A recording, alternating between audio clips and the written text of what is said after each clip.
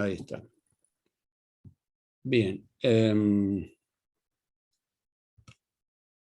Estábamos entonces retomando el régimen de funcionamiento de las entidades financieras, según están reguladas por la ley 21.526, y habíamos dicho que la actividad financiera es tal que requiere una autorización para funcionar por parte de la autoridad de control, y que esa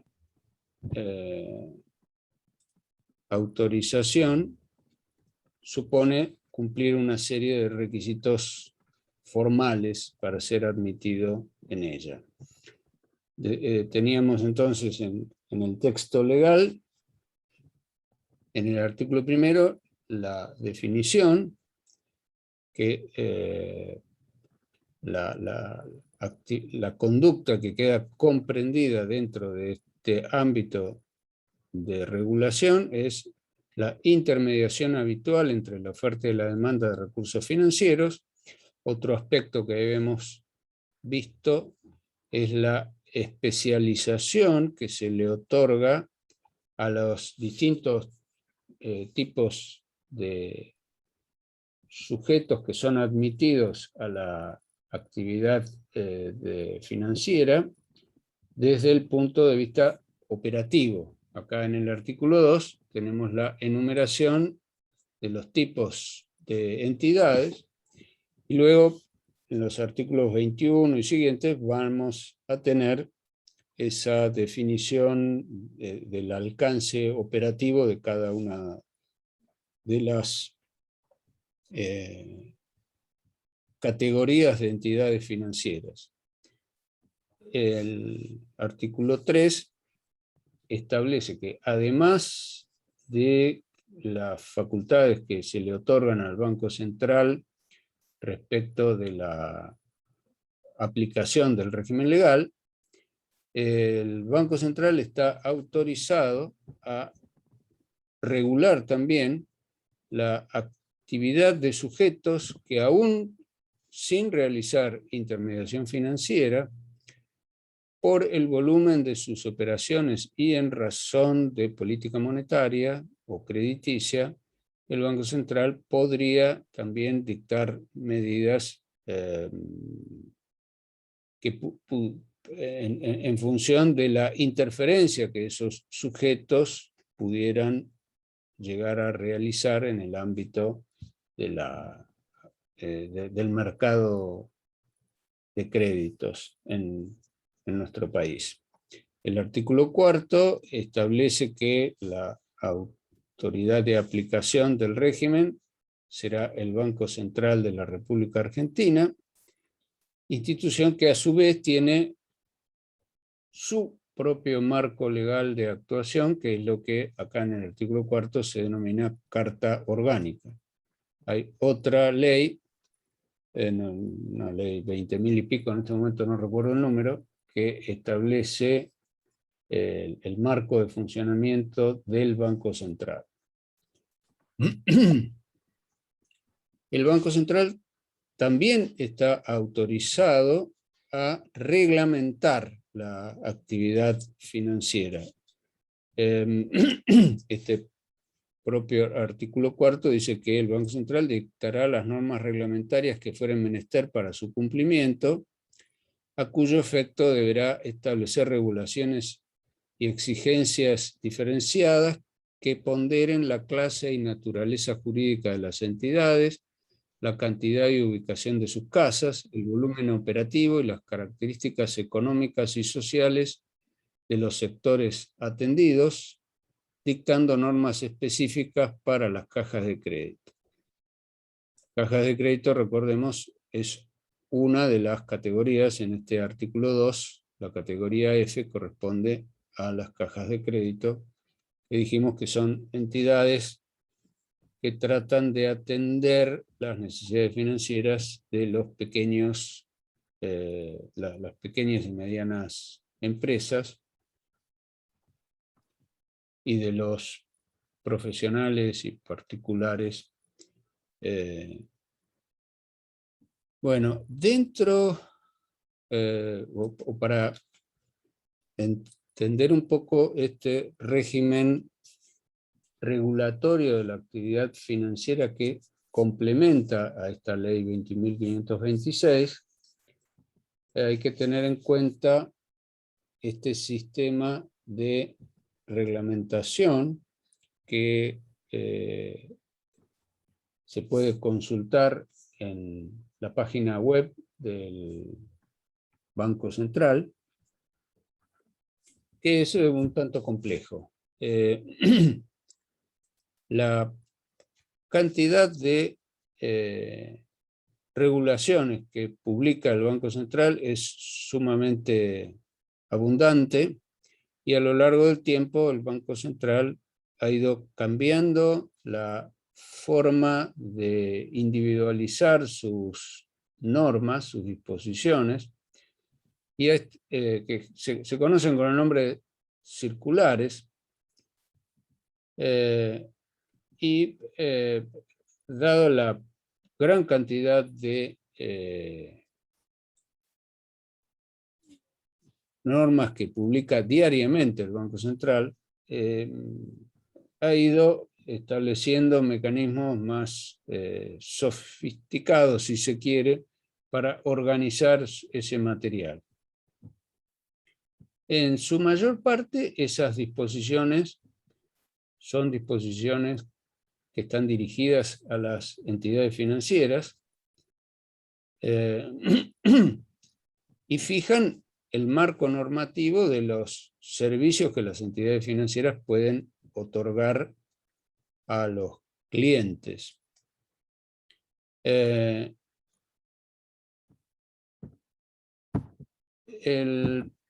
régimen actualmente vigente, para ubicarnos así, a grosso modo, recordemos, tenemos que tener presente que si se van a buscar circulares del Banco Central, con el correr del tiempo esas circulares han tenido distintas formas de individualizarse. El régimen más antiguo las identificaba con una letra.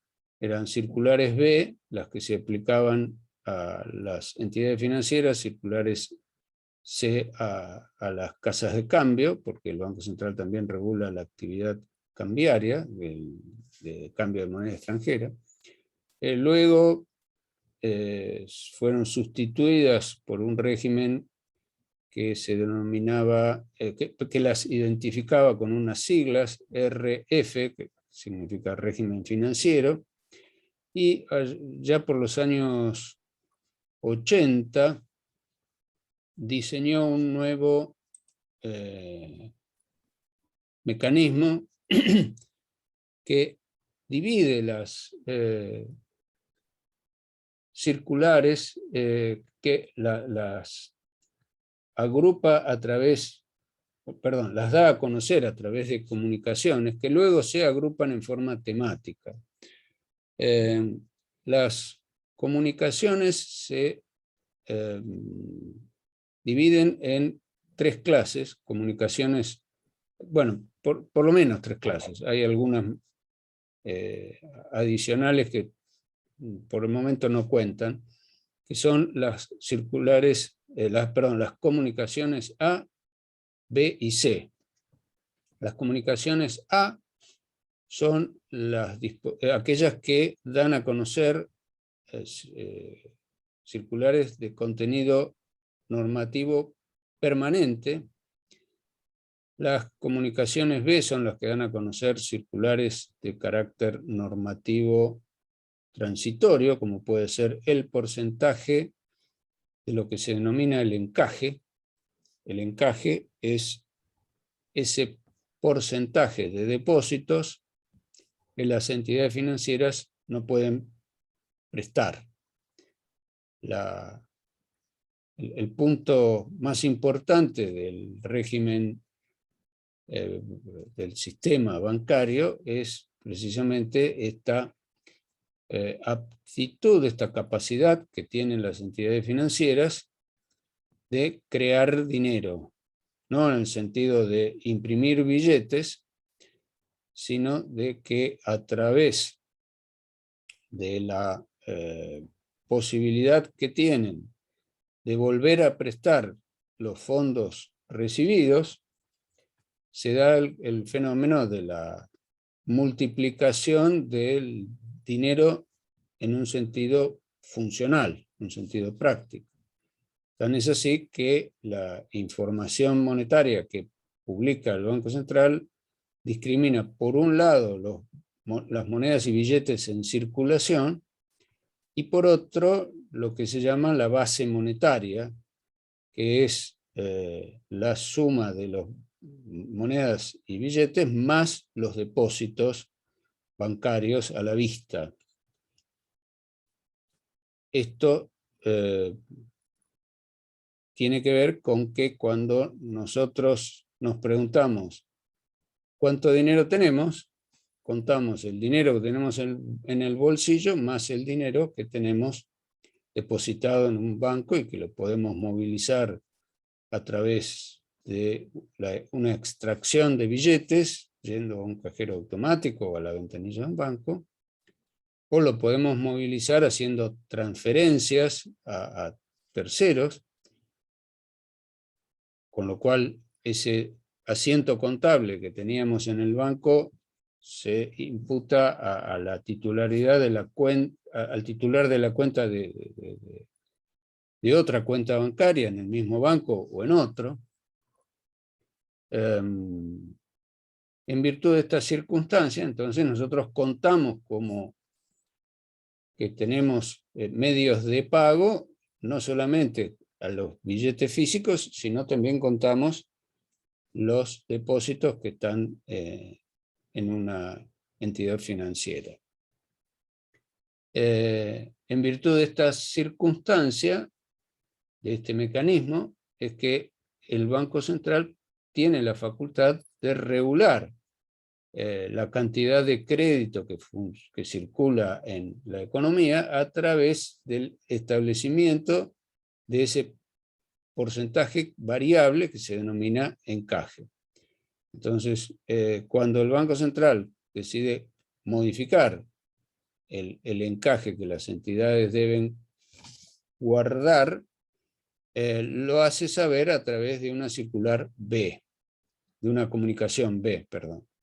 Y las comunicaciones C son disposiciones que no hacen al funcionamiento de la actividad financiera, sino establecen, comunican disposiciones como por ejemplo el horario de cierre y de apertura de los bancos. Son cuestiones no operativas desde el punto de vista de la intermediación financiera que el Banco Central regula. Las comunicaciones más importantes obviamente son las comunicaciones A, que se agrupan y se numeran correlativamente según la temática a la que responden. Esa clasificación se publica en la parte superior del texto por el cual se dan a conocer y se identifican con siglas. Por ejemplo, las circulares que se refieren a temas referidos a operaciones activas, o sea, los préstamos que los bancos otorgan y las operaciones de financiación a terceros, se identifican con la sigla OPRAC. Las que se refieren a las operaciones pasivas, o sea, a los depósitos, se identifican como OPASI. Las que tienen que ver con la política monetaria que regula el Banco Central, porque el Banco Central en su carta orgánica, además de ejercer las facultades de superintendencia del sistema financiero, que es lo que estamos... Perdón, tengo una pregunta. ¿Sí? Dígame. ¿Cómo era la actividad que regulaba la OPRAC, que era la primera? Operaciones activas. Ah, ¿y eso qué serían? Porque no me acuerdo. Préstamos, Préstamo. préstamos, toda actividad se llama operación activa a aquella en la que una entidad financiera otorga crédito. Y operación pasiva, aquella en las que el banco o entidad financiera recibe crédito. Un depósito es una operación pasiva porque el depositante le otorga crédito al banco, a la entidad financiera, que la va a volver a represtar. De ahí viene esta clasificación. Profe, Sí. entonces la finalidad directa de las circulares o comunicaciones es fijar límites, ¿cómo era a los servicios que brindan las entidades? Regulan la actividad. ¿Qué es en el primer lugar, qué operaciones pueden hacer y qué operaciones no pueden hacer? Luego hay otros conjuntos de regulaciones. Vamos a ver, seguramente en la clase de hoy vamos a ir leyendo así entre líneas algunos artículos de la ley. Vamos a ver que hay un capítulo destinado a las regulaciones que puede, que establece, perdón, la normativa que establece el Banco Central con relación al, por ejemplo, el sistema contable que tienen que llevar las entidades financieras, qué información tienen que darle las entidades financieras al Banco Central. El Banco Central tiene facultades hasta para fijar límites a las tasas de interés.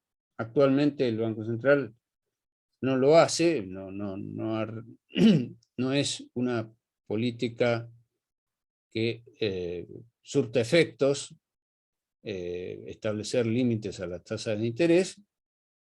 Bueno, en este momento el Banco Central fija tasas mínimas para las operaciones a plazo fijo, como forma de incentivar la captación de depósitos a plazo fijo, para que la gente tenga un incentivo.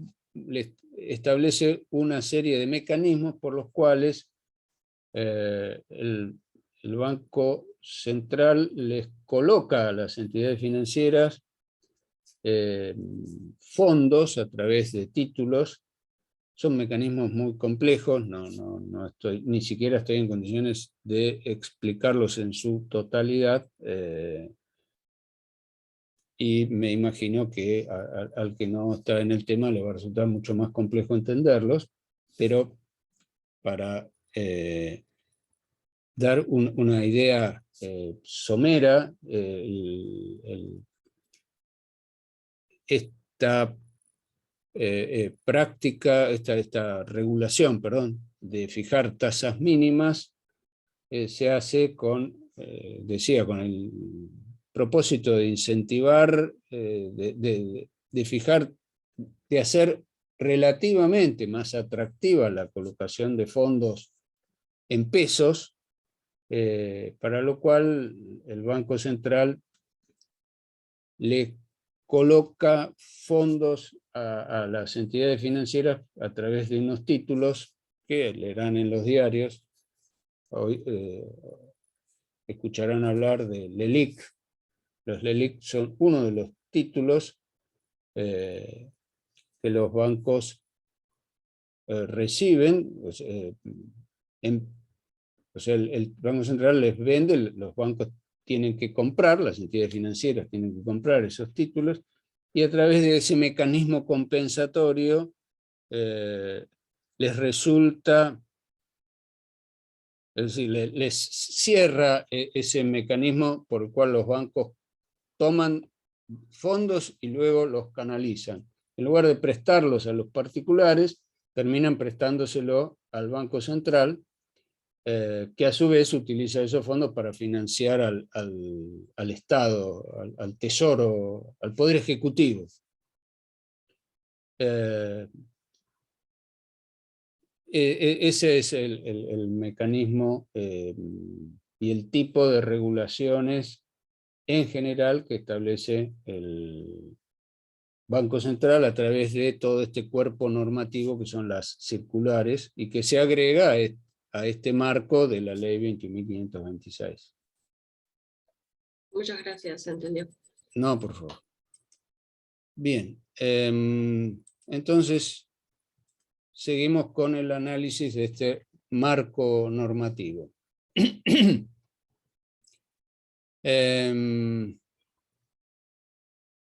Un aspecto particular, decíamos que es el relativo a las condiciones para ingresar a la actividad financiera.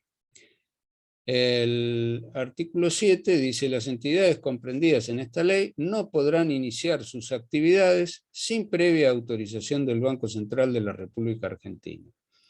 La fusión o la transmisión de sus fondos de comercio requerirá también su autorización previa.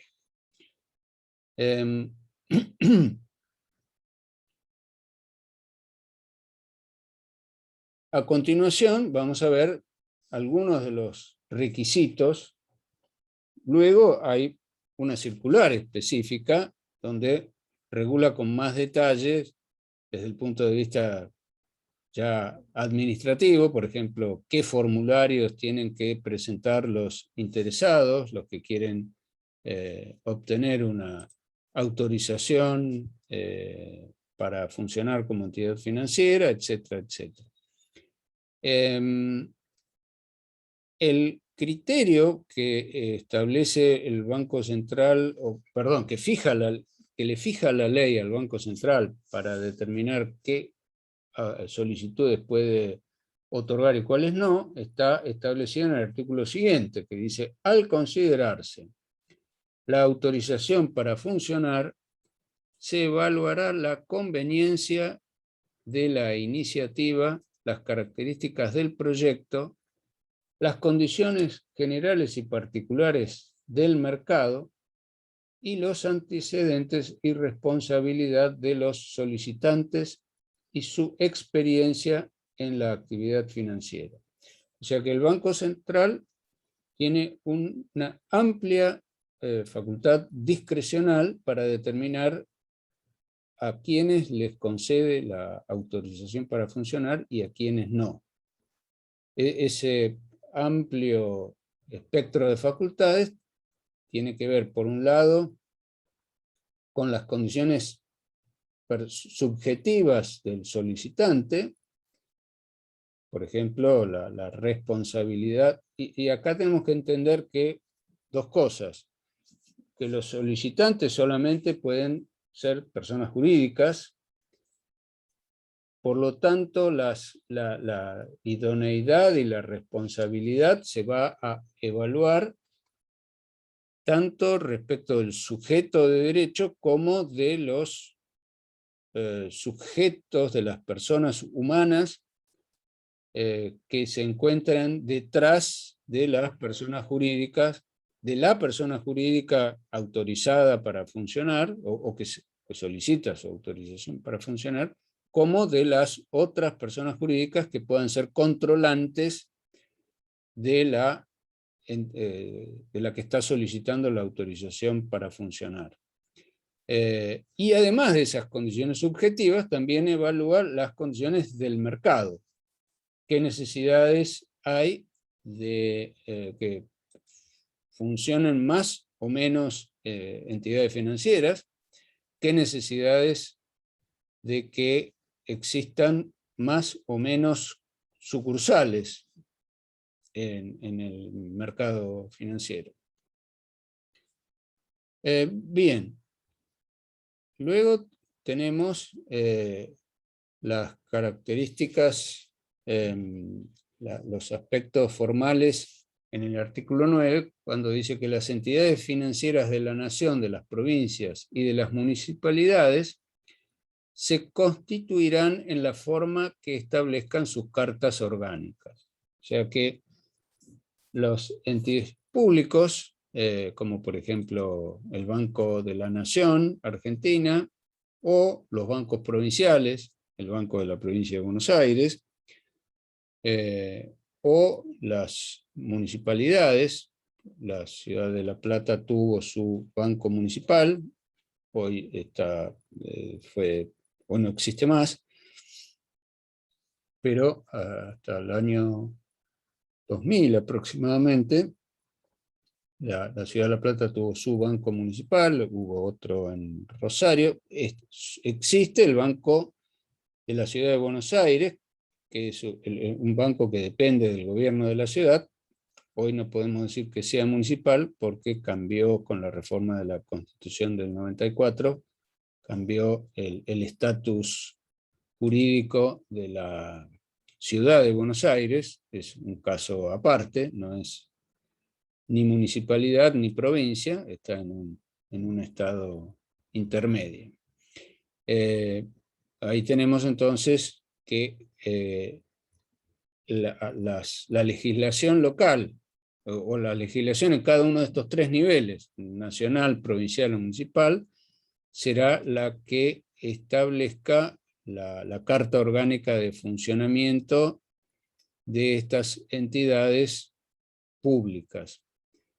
El resto, dice el encabezamiento de este artículo 9, o sea, todas las otras entidades que no pertenezcan ni a la nación, ni a las provincias, ni a las municipalidades, deberá hacerlo en forma de sociedad anónima, excepto las sucursales de entidades extranjeras que deberán tener en el país una representación con poderes suficientes de acuerdo con la ley argentina. Acá es necesario hacer una salvedad respecto del significado de la palabra sucursal, que hay que diferenciarlo del concepto de filial. Una sucursal es una casa, una boca de expendio, podemos decir, a través de la cual un mismo sujeto de derecho tiene una forma adicional de conectarse con sus clientes. La sucursal no tiene independencia jurídica. Una entidad puede establecer sucursales dentro del país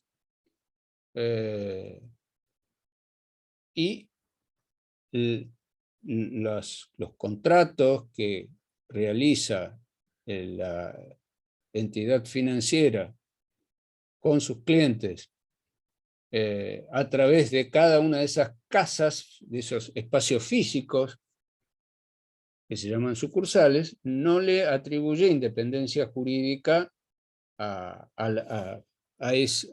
esa sucursal, sino que la responsabilidad patrimonial habrá de computarse como tal la totalidad del patrimonio de ese sujeto de derecho, de esa sociedad anónima o esa cooperativa o esa sociedad del Estado o lo que fuere en que consista la forma jurídica de la entidad financiera. Cuando las operaciones entonces son captadas por sucursales, la responsabilidad corresponde a la persona jurídica en su conjunto.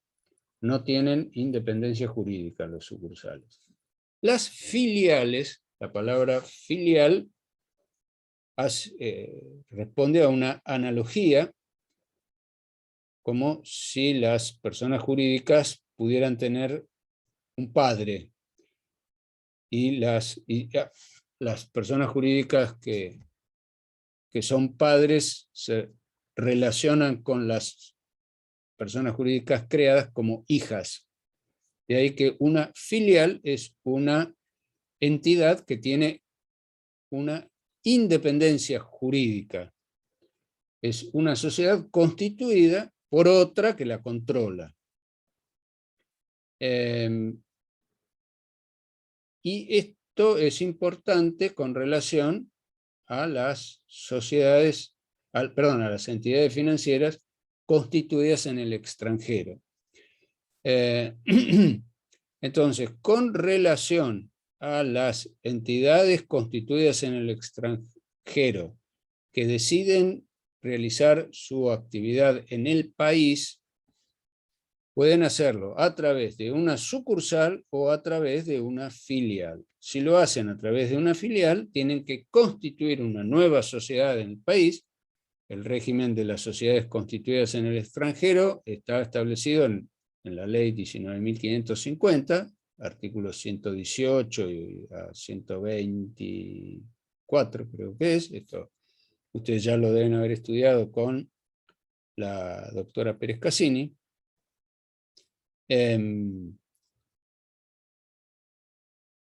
Una cosa entonces es que una sociedad constituida en el extranjero realice negocios en el país como bajo la forma de un ente nuevo, que es lo que hacen la mayoría de las entidades financieras extranjeras que han sido autorizadas para funcionar en el país. Por ejemplo, el Banco Santander es un banco, es una sociedad constituida en la República Argentina cuyos accionistas controlantes corresponden al Banco Santander de España. El banco BBVA, V llaman los españoles a la letra que nosotros llamamos B corta, es el Banco Bilbao Vizcaya Argentaria, es una sociedad constituida en la República Argentina cuyos accionistas controlantes son el Banco Bilbao Vizcaya de España. Ahí tenemos el caso de que estos bancos que funcionan en el país son filiales. Pero hay otros bancos que no han elegido constituir una filial, sino que solicitan la autorización para que funcione una sucursal. O sea, una casa que es una representación, por eso este inciso dice que las sucursales de entidades extranjeras deberán tener en el país una representación con poderes suficientes, de acuerdo a la ley argentina. O sea que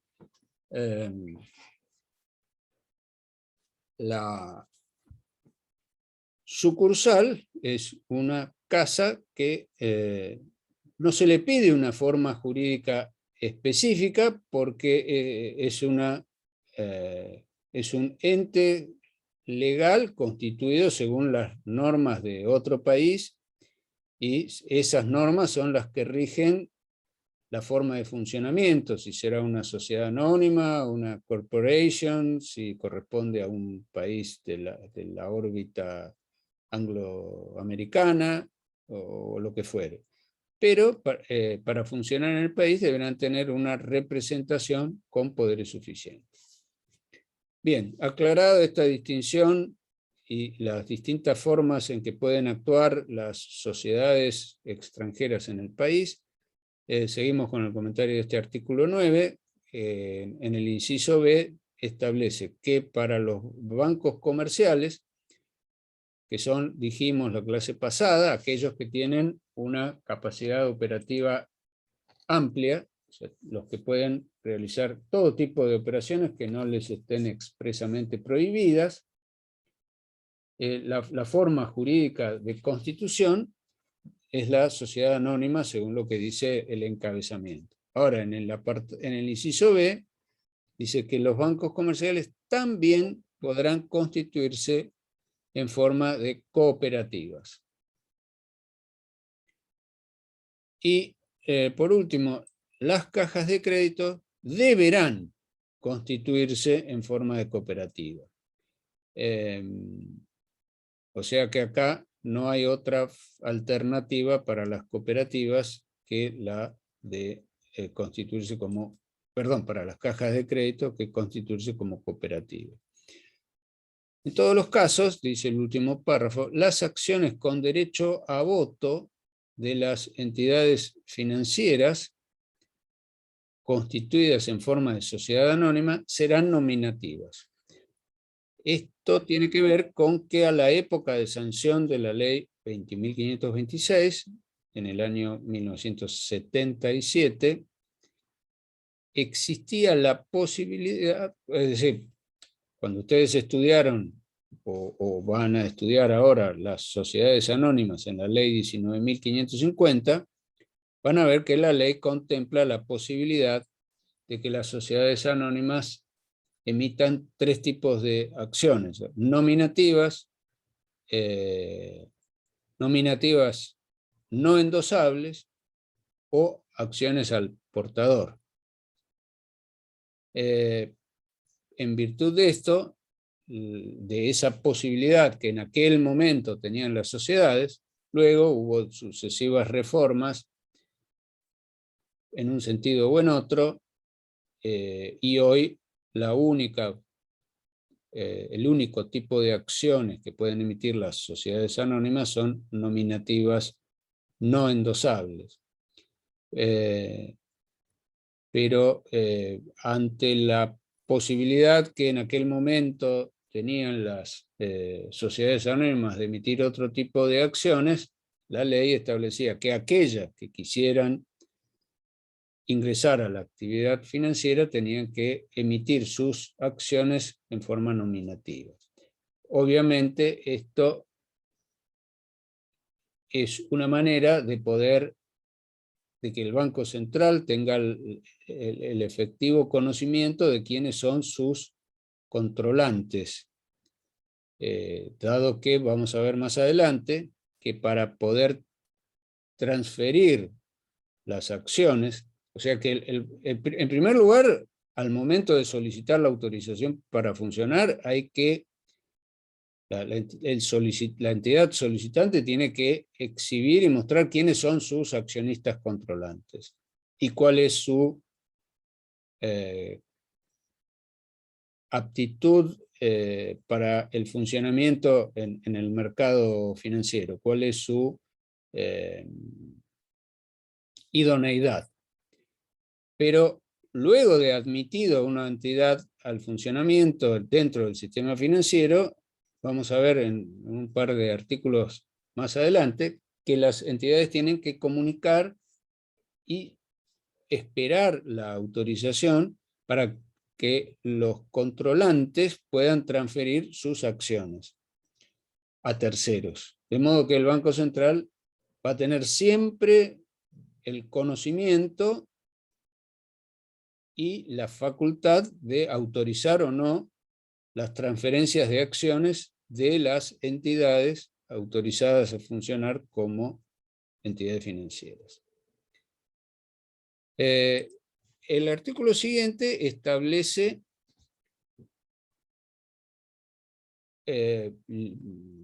reglamenta las características que deben tener quienes se desempeñen en los roles directivos de las entidades. Dice el artículo 10, no podrán desempeñarse como promotores, fundadores, directores, administradores, miembros de los consejos de vigilancia, síndicos, liquidadores o gerentes de las entidades comprendidas en esta ley, los afectados por las inhabilidades e incompatibilidades establecidas por el artículo 264 de la ley número 19.550, la ley de sociedades, los inhabilitados para ejercer cargos públicos, los deudores morosos de las entidades financieras, los inhabilitados para ser titulares de cuentas corrientes u otras que participen de su naturaleza hasta 3 años después de haber cesado dicha medida, los inhabilitados por aplicación del inciso quinto del artículo 41 de esta ley, mientras dure el tiempo de su sanción, el artículo 41 es el que establece el régimen disciplinario que abarca tanto a las entidades como a sus directivos. El inciso F, quienes por decisión de autoridad competente hubieran sido declarados responsables de irregularidades en el gobierno y administración de las entidades financieras. Sin perjuicio de las inhabilidades enunciadas precedentemente, tampoco podrán ser síndicos de las entidades financieras quien se encuentren alcanzados por las incompatibilidades determinadas por el artículo 286, incisos 2 y 3 de la ley de 19.550. Bueno, luego tenemos esta norma referida al funcionamiento de las sucursales de entidades extranjeras. Dice el texto así: las sucursales de entidades extranjeras establecidas y las nuevas que se autoricen deberán radicar efectiva y permanentemente en el país los capitales que correspondan según el artículo 32 y quedarán sujetos a las leyes y tribunales argentinos. Los acreedores en el país gozarán de privilegios sobre los bienes que esas entidades posean dentro del territorio nacional. La actividad en el país de representantes de entidades financieras del exterior quedará condicionada a la previa autorización del Banco Central de la República Argentina y las reglamentaciones que éste establezca. O sea que las entidades extranjeras que tengan sucursales en el país deberán radicar, cuando dice la ley, acá usa la expresión capitales, debemos entender activos, no capital social, porque el capital social de las sociedades anónimas, suponiendo que las entidades extranjeras estuvieran constituidas bajo esa forma jurídica, el capital es único, entonces no pueden, no tiene sentido entender que tengan que asignarle un capital social. El capital al que se refiere esta norma tenemos que entenderlo en el sentido de activos, o sea que deben radicar efectiva y permanentemente en el país activos que tengan que ver con las regulaciones del artículo 32, que son las que adelanté hace un momento, que vamos a comentar en un rato, respecto de cuántos fondos deben tener, lo que llama la regulación, esto lo vamos a ver en un momento, la responsabilidad patrimonial computable. Bueno, el artículo 15 se refiere a la necesidad de que, además de identificar a los accionistas controlantes, el solicitante, el ente que solicita su autorización para funcionar como entidad financiera, va a tener también que individualizar las personas que integran sus órganos de administración y control. Los directorios de las entidades constituidas en forma de sociedad anónima en el país, sus integrantes, los miembros del Consejo de Vigilancia y los síndicos deberán informar sin demora sobre cualquier negociación de acciones u otra circunstancia capaz de producir un cambio en la calificación de las entidades o alterar la estructura de los respectivos grupos de accionistas. Igual obligación regirá para los enajenantes y adquirentes de acciones y para los consejos de administración de las sociedades cooperativas y sus integrantes. O sea que las personas humanas que desempeñan estos roles, ya sea de director, de síndico, de consejero de vigilancia, aunque no sean accionistas, de hecho todos sabemos que para ser director de una sociedad anónima no se requiere ser accionista, aún sin ser accionista, cuando en razón de la función que desempeñan tomen conocimiento de que se ha producido una transferencia accionaria, tienen que comunicarla al Banco Central. Y por su parte, el Banco Central considerará la oportunidad y conveniencia de esas modificaciones, encontrándose facultado para denegar su aprobación, así como para revocar las autorizaciones concedidas cuando se hubieran producido cambios fundamentales en las condiciones básicas que se hayan tenido en cuenta para acordarlas. Y la autorización para funcionar, obviamente la autorización para funcionar es de la entidad, le corresponde a la entidad.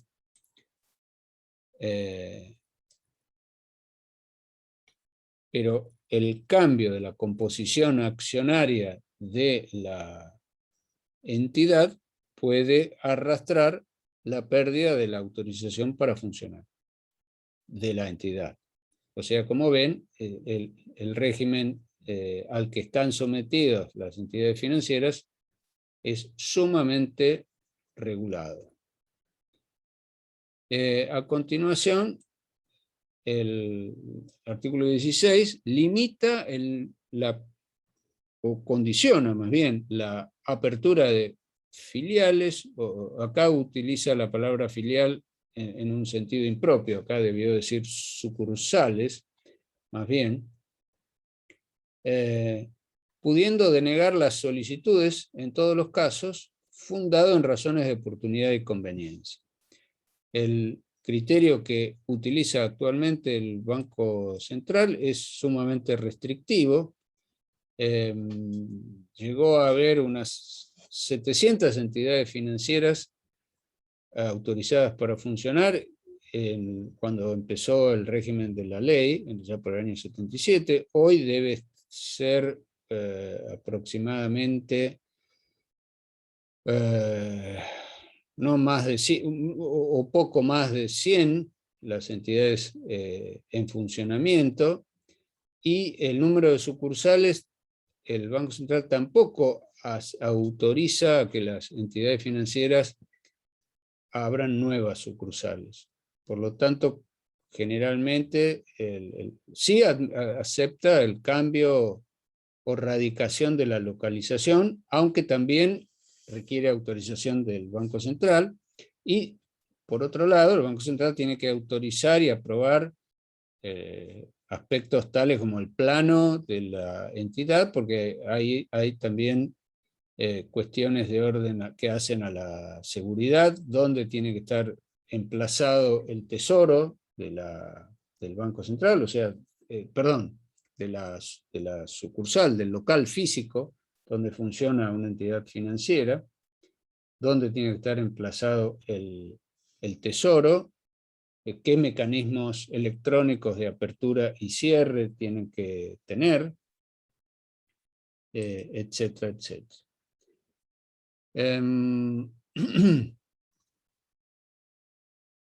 Y por último, el artículo 17 dice: para la apertura de filiales o artículos, perdón, o cualquier tipo de representación en el exterior, deberá requerirse autorización previa del Banco Central de la República Argentina, que evaluará la iniciativa dentro de las normas que dicte al respecto y determinará el régimen informativo relativo a las operaciones y marcha de las mismas. Esto es el caso inverso. Cuando una entidad que funciona en nuestro país como entidad financiera, con la autorización correspondiente, solicita abrir una representación en el exterior. Entonces, también para esto, la entidad tiene que solicitar autorización al Banco Central, y el Banco Central determinará, si hace lugar a la autorización, qué tipo de régimen informativo deberá llevar la entidad financiera respecto de sus operaciones en el exterior. Bueno, el artículo 18 se refiere al funcionamiento de las cajas de crédito. No vamos a demorarnos porque la utilización, el rol que cumplen las cajas de crédito es muy, muy marginal en nuestro sistema financiero. Vamos ¿Te a... puedo hacer una consulta, profesor? Sí, por supuesto.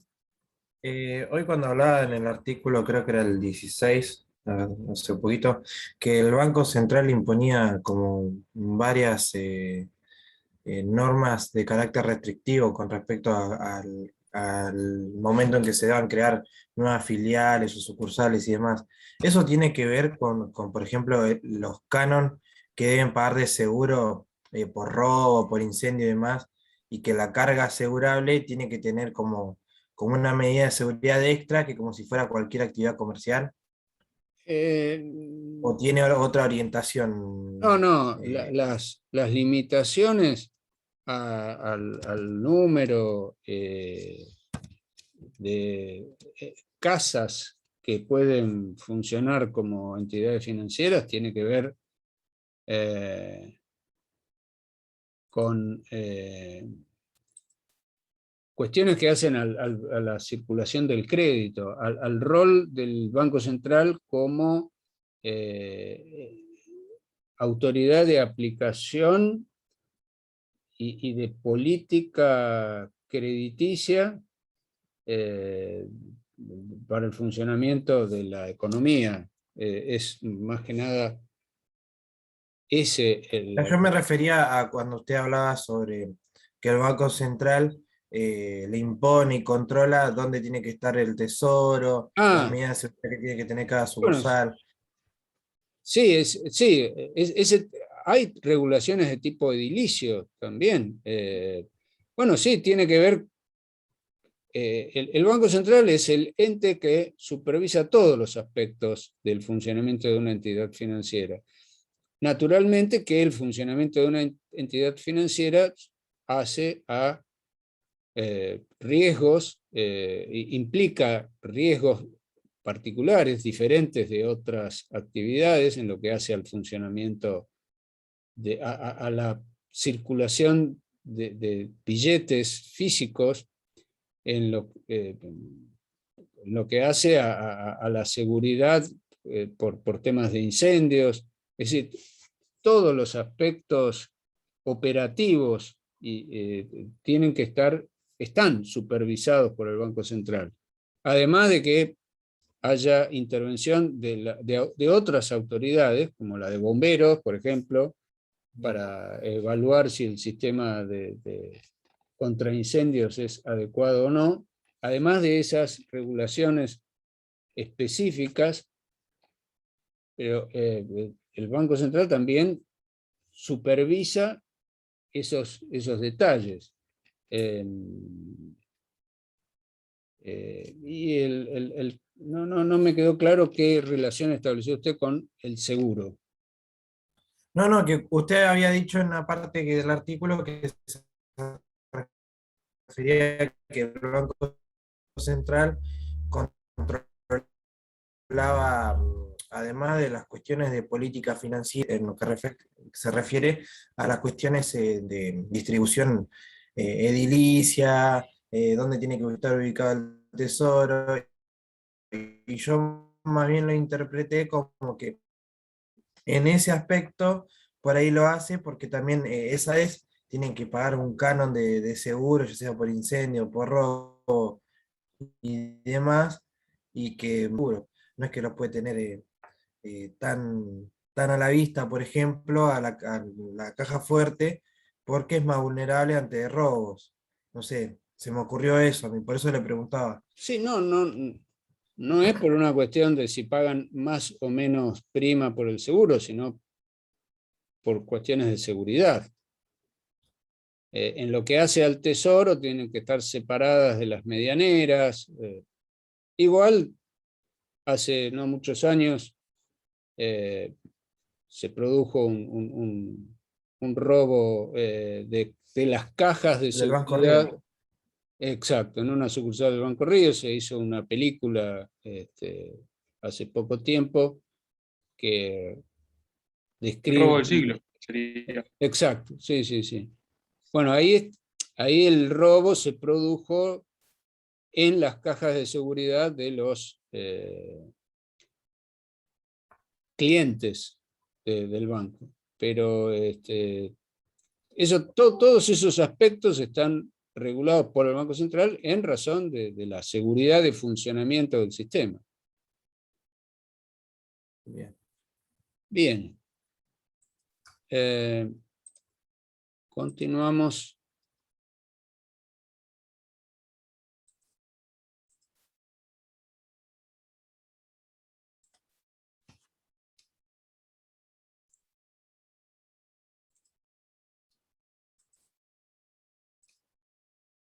A ver. Me temo que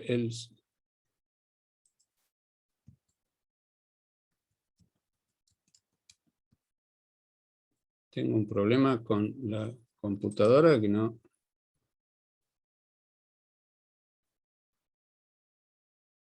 ¿Ustedes me escuchan?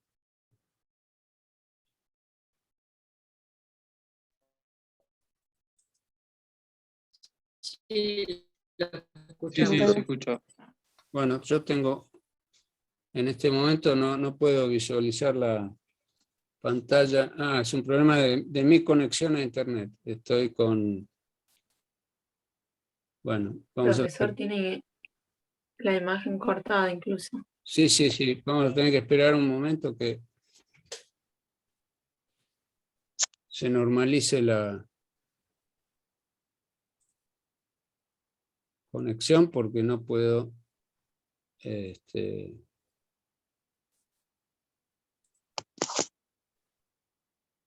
Un segundo, por favor.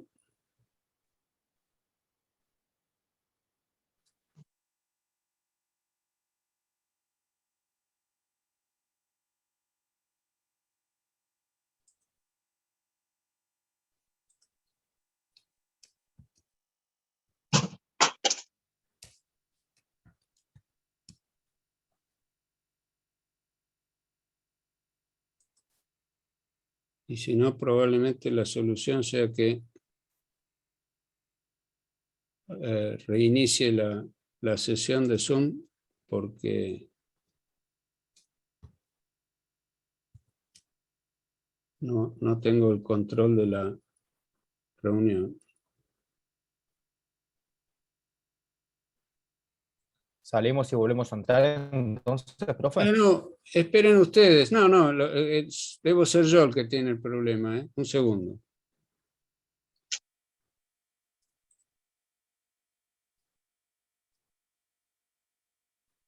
Vamos a ver cuál es el mecanismo más corto para que... Porque directamente la sesión de Zoom no la tengo...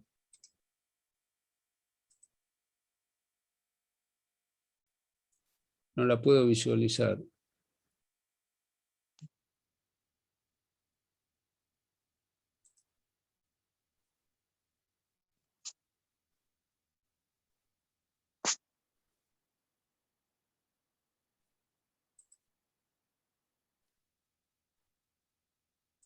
Sí, ustedes sigan en la reunión que yo